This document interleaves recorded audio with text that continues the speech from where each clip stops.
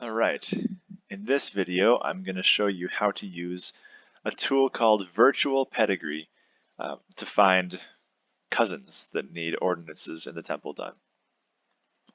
So just Google Virtual Pedigree. Okay, you see it's .byu.edu. The former mission president of my home mission, the Milwaukee, Wisconsin mission, is a computer science professor at BYU, and he and actually a buddy of mine developed this tool, created at BYU Department of Computer Science. So I'll show you how this tool works, but first we got to sign in. We sign in the same way you sign into FamilySearch.org. In fact, I think it brings up the page. Yep. So sign in.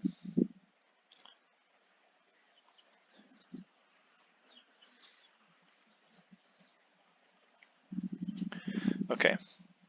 Oh, not supposed to be here yet. Basically, what you do is normally it would have you as the base, but since I've used it before, it already went to the previous place that I was. So what you would do is you would type in the person's ID. So let's see, what's this person's ID? Oh, right, I have her up here. Where's her ID? Here it is. So copy ID. Now she's in my line, in my paternal grandmother's line. So you would type in the person ID. Basically, this tool is good for people that have their families have a lot of work done. Because in that case, like I know that I'm related to King John, the phony King of England from Robin Hood, which means my line goes back probably thousands of years. And so it's really hard to find new information there, and have to travel to England maybe to kind of go and search in different graveyards and stuff. But a lot of my cousins, like my 8th cousins, need work. So go to her. She was born in 1724. And now I'm going to zoom out a little bit. You just scroll, and it shows you the people. It shows you people that need ordinances done. It shows you people that may need ordinance, that have need information, that might have more ordinances you can find. So this key here, an orange temple needs more information. That could mean that they were never married, and so you need to find information on their spouse so you can seal them to their spouse. A green temple, this is what we're looking for. This is what we want to find. Available ordinance. You see these little dots? That means probably doesn't have children, maybe has children, probably has children. So the green dots happen when somebody does not have kids. So if this person has kids, you don't see any green dot next to them, whereas these people don't have kids, so there's a colored dot. But you just keep scrolling, looking for those green temples. If you want to, you can click on the people with the orange temples and kind of search and see if you can find more information on them. But I find that there is plenty of low-hanging fruit. Ivy Mae Baxter, I see a green temple, and it says SS, which means stealing the spouse. So let's go ahead and click on her. Sure enough, stealing the spouse says ready. So I can check to reserve ordinances. I always check them first, so I'll grab their ID number, copy that. Now I'll go to FamilySearch, go to Find. Oops, what happened? Okay, Find by ID. I find ID is easier. Paste, search. Okay, here's Ivy Mae Baxter. We have a birthday and a death day. One source. Okay, here she is, and she is married, and there's marriage information.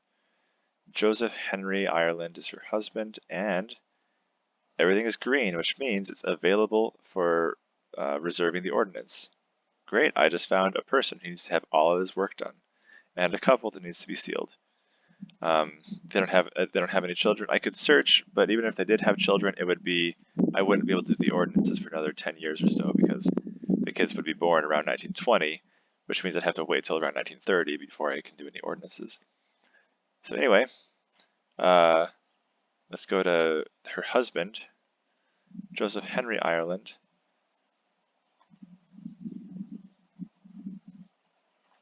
No sources. That's always annoying. There's birth information, but I always hate it when they don't have sources confirming it. And there's also marriage information, but again, the sources don't confirm it. Actually, I want to go back. So she has one source. I want to see what that one source is. I just feel more comfortable reserving ordinances when I can see the sources that the information comes from. You don't have to like confirm that. Let's see. Oh, this is her death information because she died in 1964.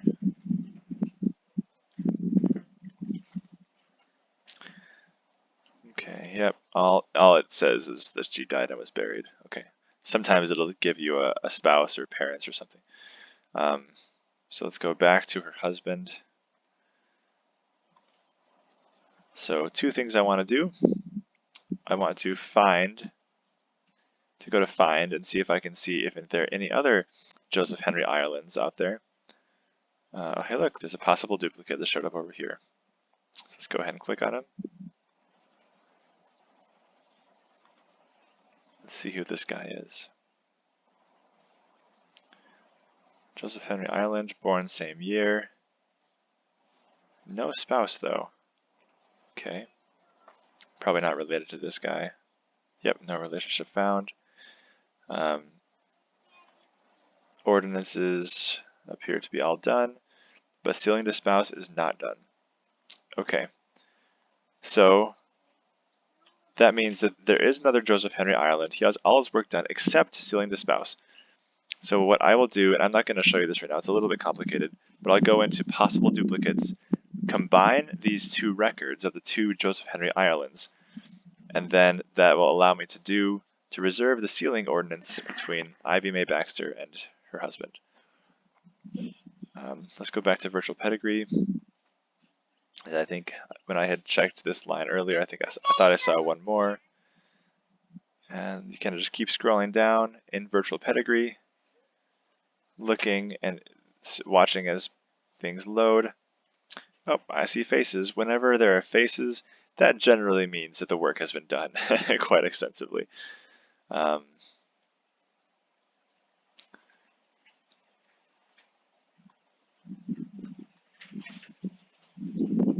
swear I had seen one other person who had work to be done over here when I was checking this line earlier. Maybe not. But you do see how we found one person. Oh, hey, look, here's somebody. Oh, it's her great-grandfather. Well, that doesn't look right, though. Yeah, let's check him out.